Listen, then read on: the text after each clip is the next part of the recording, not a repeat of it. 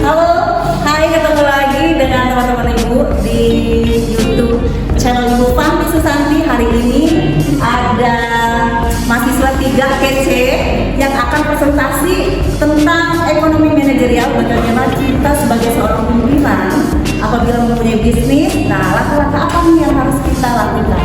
Keren kan? Ikutin terus. Yuk, bersama Bintang. Bintang ya? Iya, Bu. Oke, lalu aku tadi. Berdiri dong. Panggilan siapa? Hadi. Oke, Hadi dan Ise. Yuk, kita ikutin ya seruannya. Silakan, Bintang. Ya baik, assalamualaikum warahmatullahi wabarakatuh. Waalaikumsalam warahmatullahi wabarakatuh. Ya, selamat pagi teman-teman sekalian. Terima kasih sebelumnya untuk Fahmi Susanti yang telah memberikan kesempatan saya dan teman-teman untuk mempresentasikan materi ekonomi manajerial terkait ekonomi dan inovasi.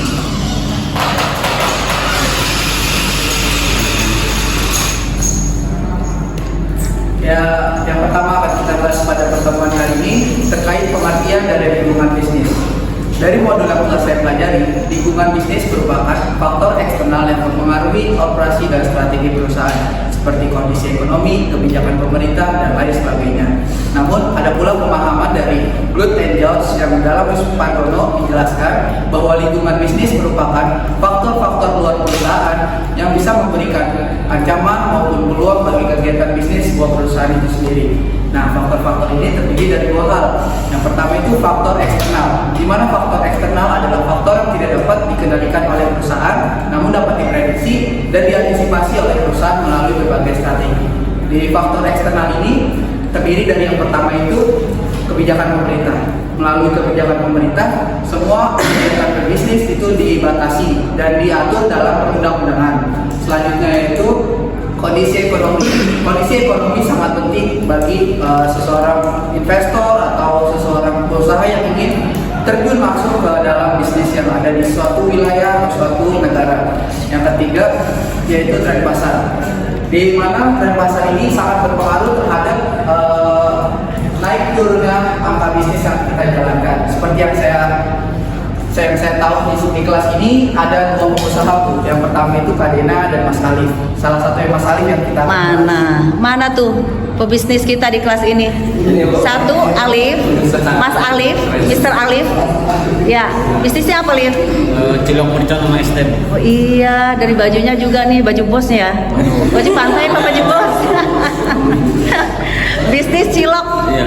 Ciloknya udah dijual di mana, Lip? Masih 1 lapak aja. 1 lapak. Terus sehari habis berapa piece atau berapa? Bisa sampai 300 cilok. Wow, alhamdulillah. 300 sehari itu. Sampai dari pagi sampai sore apa? Sampai malam. Sampai malam. Kalau bisa dihitung ya, keuntungannya ya. Ya. Kalau bisnis makanan itu hampir 90% profitnya, benar nggak, Lip? Iya, lebih besar kalau makanan. Yo, sukses ya, Liv ya. Lalu satu lagi, siapa? Ibu Dena. Mana? Ini mah Miss Dena. Ya, apa Den? Bisnismu? Basreng. Basreng itu bakso goreng. Bisnisnya di mana, Le? Pemasaran di Shopee. Online aja? Nggak ada offline-nya? Oke, sehari berapa yang pesan? Enggak gitu sih, Bu. 100 ada? Enggak sampai segitu. Oh, belum ya, karena baru ya, Den. Oke, nanti bagi-bagi ya sewaktu-waktu nanti ke depan, bagi-bagi kita trip-tripnya, trip and tips. Iya. Ya, oke, balik lagi ke Bintang. Petang lanjutkan. Nah, dari 2 pengusaha itu bisa kita simpulkan ada 2 perbedaan yang sangat signifikan. Yang pertama Mas Alif, dia itu berwirausaha itu di bagian offline seperti membuka gerai cilok dan membuka gerai ST. Sedangkan Dena itu udah melalui digital yang sering yang dijual di e-commerce, tepatnya di Shopee. Iya. Nah, faktor eksternal yang terakhir ini yang mempengaruhi penjualan mereka berdua itu faktor sosialis dan faktor demografis. Di mana Basrengnya Dena ini ditujukan untuk umur-umur remaja atau umur-umur yang sudah rada dewasa, sedangkan cilok yang lain ini masih bisa dikonsumsi mungkin oleh anak-anak yang masih SD dengan umur-umur yang masih 10-12 tahun. Iya, gitu. sama yang udah berumur juga kayak ya. Bisa. Kalau cilok kan langsung telan ya, Lip? Bisa. Oh, gitu ya, bisa ya. Kalau basreng kudu dipunyah ya, Den. Berbagai umur situ. Iya, makanya kata Ibu, makanya kamu banyak yang pesen. Sampai tua juga bisa makan cilok ya. Iya. Lanjut. Apa di Bintang? Selanjutnya setelah kita membahas faktor eksternal, ada pula faktor internal yang mempengaruhi tren penjualan mereka. Iya, Dimana apa yang tuh? pertama itu kualitas manajemen mereka. Sebagai seorang wirausaha, Kak Dena dan Mas Alif tentunya punya SOP sendiri untuk usaha yang mereka bangun, di mana mereka mengatur 3 unsur yang sangat penting. Yang pertama itu unsur SDM atau sumber daya manusianya. Sebagai yang kita ambil contoh, Mas Alif ini memiliki 2 karyawan dengan 2 gerai. Jadinya mereka harus membuat aturan di mana para karyawan harus disiplin mulai dari pelaksanaan, lalu implementasi dan dari mulai persiapan juga. Sedangkan untuk Dena masih otodidak, jadi mereka masih sendiri juga. Tapi yang Dena kualitasnya dijaga itu dari kualitas bahan makanan, dari waktu pengerjaan dan segala sesuatu yang berhubungan dengan sumber daya manusia. Selanjutnya unsur kedua itu ada namanya unsur keuangan atau finance. Iya. Tentunya sebagai pengusaha kita akan mencari modal yang sedikit-sedikit dengan cara kita survei ke berbagai pasar, mana sih modal yang murah, mana sih modal yang sedikit tapi dengan kualitas tetap bagus dan bisa menghasilkan keuntungan sebanyak-banyaknya. Iya. Dan terakhir itu teknik marketing. Nah, di sini yang saya bahas tadi ada 2 perbedaan yang sangat signifikan daripada Mas Alif dan Dena. Yang pertama, pemasaran secara offline. Tentunya Mas Alif masih menggunakan cara tradisional dalam memasarkan barang dagangannya. Namun, balik lagi ke faktor eksternal tadi soal demografis, mengapa Mas Alif lebih laku padahal jangkauan pasar Dena yang menggunakan online itu lebih luas? Karena dari sisi demografis, Mas Alif itu bisa mencakup lebih banyak umur, lebih banyak kalangan, sehingga penjualan mereka pun jadi lebih banyak. Seperti itu. Setuju ya? Setuju nggak, Lip? Yang punya bisnis. Benar kata ibu ya tadi, semua kalangan kamu ambil tuh sasarannya, ya. Semua bisa makan cilok ya. Oke. Yang lagi susah nelen juga sakit tenggorokan bisa makan cilok ya? Bisa kan?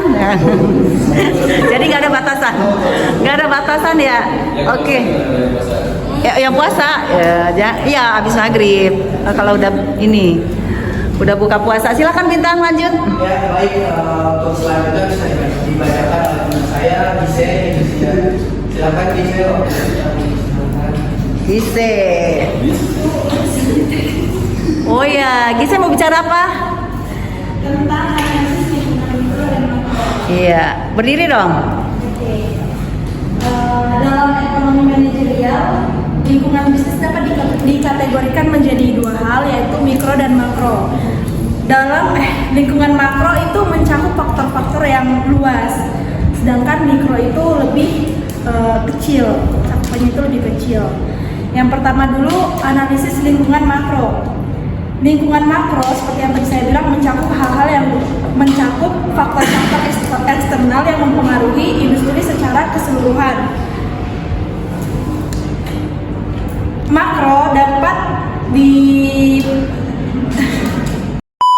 kebijakan pemerintah, peraturan perpajakan, serta regulasi bisnis dapat berdampak pada strategi perusahaan. Contohnya, kebijakan pajak karbon di berbagai negara mendorong perusahaan otomotif untuk beralih ke kendaraan listrik. Yang kedua itu ada faktor ekonomi, termasuk inflasi, suku bunga, dan pertumbuhan ekonomi mempengaruhi daya beli konsumen dan strategis bisnis perusahaan. Contohnya itu, kenaikan suku bunga oleh bank sentral dapat menyebabkan penurunan investasi dan konsumsi masyarakat. Yang ketiga, faktor sosial dan demografi, yaitu perubahan gaya hidup, tingkat pendidikan, serta preferensi konsumen mempengaruhi permintaan produk dan layanan. Contohnya, tren gaya hidup sehat, misalnya telah meningkatkan permintaan produk makanan organik dan vegan. Yang keempat, faktor teknologi, yaitu inovasi teknologi menciptakan peluang dan tantangan baru bagi bisnis. Contohnya itu, munculnya kecerdasan buatan atau AI telah mengubah industri layanan pelanggan melalui chatbot otomatis. Yang kelima, faktor lingkungan, yaitu kesadaran akan keberlanjutan dan dampak lingkungan memaksa perusahaan untuk mengadopsi praktis bisnis yang ramah lingkungan. Contohnya industri fashion, misalnya mulai beralih ke bahan daur ulang untuk mengurangi limbah tekstil. Yang kedua yang akan dibahas yaitu lingkungan mikro. Lingkungan mikro mencakup faktor-faktor yang lebih dekat dengan operasi perusahaan dan dapat dikendalikan dengan batas tertentu. Dapat juga dibedakan menjadi yang pertama persaingan dalam industri. Contohnya persaingan ketat antara Grab dan Gojek dalam industri transportasi online. Yang kedua, ancaman pendatang baru. Misalnya itu bisnis kopi kekinian.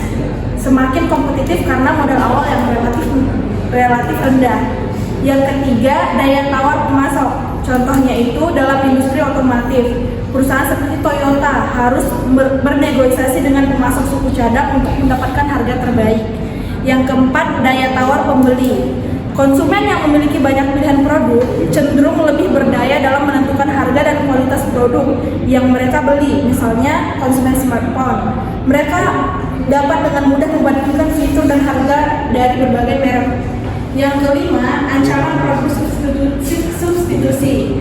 Kehadiran produk alternatif dapat mengurangi permintaan terhadap produk utama. Sebagai contoh, popularitas kendaraan listrik menjadi ancaman bagi industri mobil berbahan bakar fosil. Oke, selanjutnya dilanjutkan oleh Abdul Hadi. Di bagian keempat ini saya akan membahas tentang kebijakan pemerintah terhadap dunia bisnis itu sendiri. Teman-teman sadar atau tidak sadar, suka maupun tidak suka, bahwa segala plus minus kebijakan pemerintah akhir-akhir ini, entah itu mungkin dalam dunia apapun, terkhususnya tidak terkecuali dalam dunia bisnis, itu sangat menyentuh dan berdampak kepada pelaku bisnis itu sendiri, terhadap entah itu mungkin dampaknya terhadap dunia bisnis melalui dengan kebijakan yang mereka berikan, intensif yang mereka sodorkan kepada beberapa perusahaan-perusahaan tertentu, atau bahkan sampai regulasi-regulasi yang mereka buat. Nah, di pembahasan poin 4 ini ada 3 poin penting yang menjadi pembahasan utama dari dampak kebijakan pemerintah terhadap dunia bisnis itu sendiri. Cuman saya balik sedikit mengutip dengan pendapat Stiglitz yang punya mazhab ekonomi kapitalis, bahwa dia beranggapan bahwa kebijakan pemerintah hanya bertujuan untuk meningkatkan pertumbuhan dan menjamin kenyamanan di dunia perbisnisan Indonesia itu sendiri. Cuman di Indonesia sendiri sampai sekarang dia tidak berpatokan dan menonton kepada satu mazhab itu sendiri.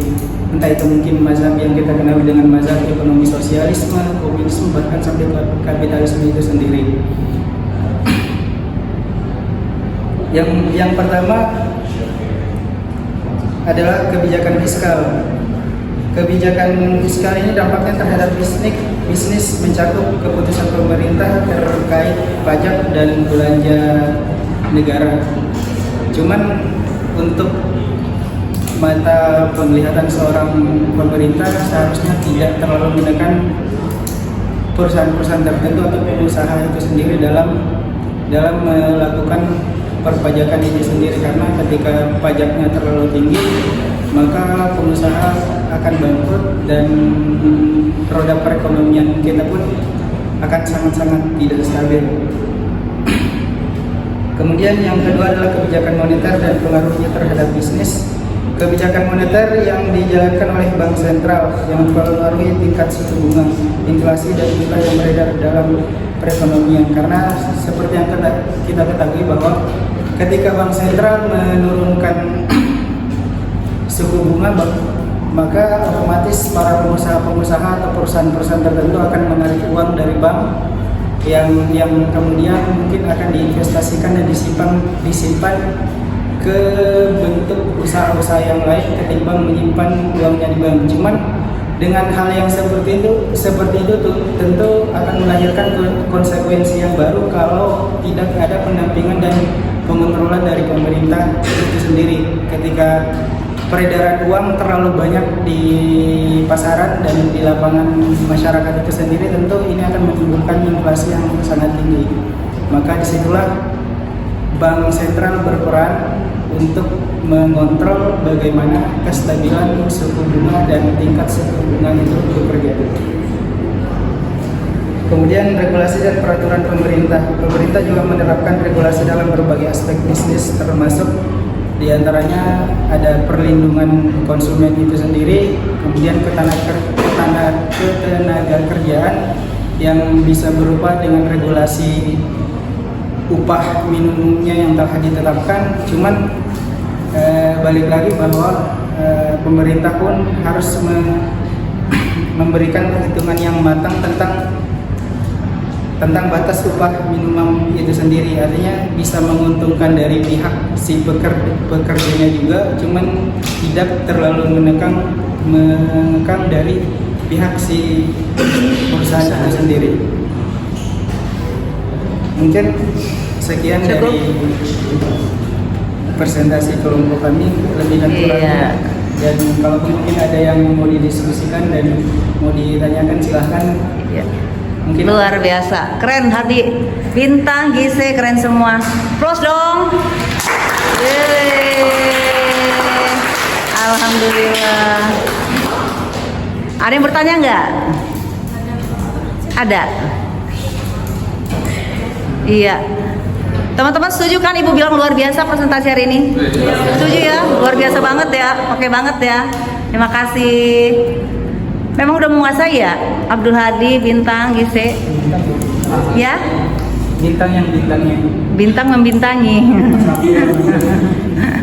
Ya, silakan. Keren deh. Den, mau bertanya Den? Iya. Silakan, apa Dena? Dalam bisnis itu kan butuh inovasi ya. Seberapa pentingnya sih inovasi dalam lingkungan bisnis dan gimana cara perusahaan itu mengatasinya? Seberapa penting inovasi dalam lingkungan bisnis dan Bagaimana cara perusahaan itu mengatasi? cara perusahaan mengatasi supaya selalu berinovasi gitu selama dia berjalan supaya tetap survive ya. Langsung. Waduh. Iya. Ini paket ini ya. Paket eksekutif nih. Ya, Langsung. jawab pertanyaan Dena. Jadi katanya bagaimana sih caranya perusahaan untuk terus berinovasi supaya bisa tetap mengikuti tren-tren pasar di ini. Yang pertama sebagai wirausaha kita perlu adanya namanya controlling daripada kualitas manajemen kualitas produk. Di mana itu waktu semester kemarin ada namanya sistem yang namanya Six Sigma atau TQM. Total Quality Management atau Six Sigma. Nah, dari situ tuh perlu mungkin dari hal-hal kecil dulu, perlu dari pasokan kan, rantai pasokan kita harus selalu menjaga kualitas barang dari mulai pelaksanaan produksi sampai akhirnya pengimplementasian. Nah, di selain 3 hal ini perlu dibalut dengan inovasi. Nah, gimana sih cara mengatasi inovasi ini? Kita tuh harus bisa istilahnya kita itu melek konten, melek apa ya namanya? Pokoknya kita harus selalu mengikuti tren pasar. Kita harus mengikuti gimana sih maunya konsumen, Up to date ya. Up to date dengan up to date. iya. Nah, misal kayak produk Dena nih, basreng. Kalau basreng cuma rasa pedas sama asin doang, kayaknya agak kurang nih, banyak pesaing-pesaing sana. Cobalah bikin Kasih pedas daun jeruk. Oh, atau gitu Den. Iya, bikin rasa jagung bakar atau Rasa jagung bakar. asin agak-agak manis seperti itu Den. Nah, Asin agak-agak manis gimana Den? Liatin Dena. Iya.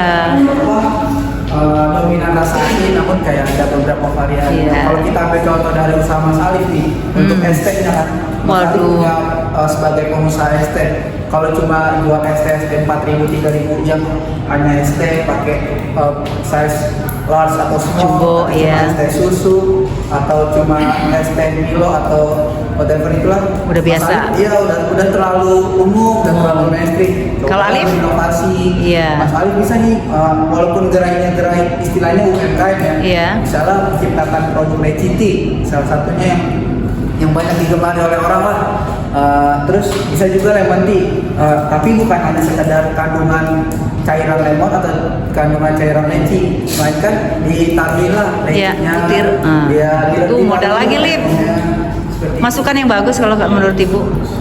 Leci ya kamu kasih dikit lah. Diiris-iris mana gitu ya biar kelihatan oh ada lecinya beneran gitu ya, ada bulir-bulir lecinya. Mungkin leci 1 biji pun masih, kalau misal kita ya, saya pernah coba dagang buah, pernah sebagai distributor buah juga. Mungkin leci itu 1 kilo itu kan bisa dapat, kalau nggak salah dapat berapa gitu, 30 atau 40. Nah itu kalau dihitung harga 1 leci itu cuma sekitar 2.000 atau 3.000. Nah tapi namanya buah itu harganya fluktuasi, jadi kita nggak bisa matokin leci lagi Harganya murah atau sama, mahal, ya. karena kan tergantung dari musimnya. Nah itu mungkin Mas Ali bisa nih kayak buat opsi tambahan dari seperti itu. Kayak ya sebagai wirausaha kita harus bisa terus melek tren yang ada lah. Kita harus bisa, bukan pasar yang harus ikutin kita, tapi kita yang harus mengikuti kemauan pasar. Iya, kalau mau banyak customernya. Iya. Ya mungkin kalau misal ada satu dua industri yang mungkin pasar yang ngikutin kita, salah satunya barang-barang mewah gitu. Jadi kayak banyak kan mungkin pengusaha-pengusaha itu kayak kita harus sebagai salah satu brand mungkin Dior, kita nggak usah lah bikin kemauan pasar, kita bikin bajunya lainnya. Tapi karena banyak dari itu mereka yang udah tercantum sama branding kita ya, Brand image. ya brand image kita, brand awareness kayak wah Dior nih brand luxury kan salah satunya. Jadi kayak sebagai brand luxury ini kita nggak perlu terlalu mengikuti pasar, jadi kayak mereka sendiri yang nantinya datang, karena itu kan juga segmenting lah, barang-barang segmenting gitu. Eksekutif ya. Oke, gitu ya jawabannya Bintang. Setuju nggak teman-teman? Setuju. Close dulu dong. Ya, keren. Terjawab dengan spontan. Dena setuju, Den? Iya. Ya. Poinnya adalah kita harus tadi melek ya, terus ya up to date, terus menganalisis pasar juga, menganalisis situasi pasar. Maunya sekarang apa ya? Oh ini udah nggak ngetren lagi. Kalian jangan diem di seperti yang kemarin jualannya. Ikutin arus pasar, apa yang sekarang lagi ngetren, apa yang sedang diminati pasar. Gitu ya Livia. Tuh disinggung Bintang. Tehmu kasih. Kalau leci lagi mahal, ganti rambutan. Kan bentuknya hampir sama. Oke ya. Pokoknya kasih sesuatu yang beda lah gitu ya. Yang buat menarik seorang. Nggak harus mahal. Pokoknya ya itu tadi harus kreatif.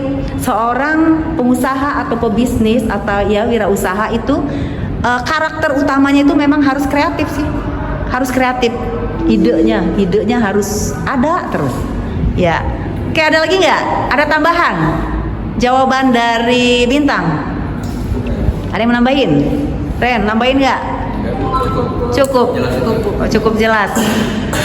Udah dijawab Bintang semua ya. Oke, selesai Bintang presentasi kita. Oke, ya tutup ya. Bintang ini tutup ya. Ayo silakan. Ya baik, terima kasih semua atas perhatiannya, atas partisipasinya. Terima kasih juga Ibu udah bantu koreksi sedikit bagi kelompok kami. Kurang lebihnya mohon maaf. Wabillahi taufiq wal hidayah. Wassalamualaikum warahmatullahi wabarakatuh. Waalaikumsalam warahmatullahi wabarakatuh. Oke.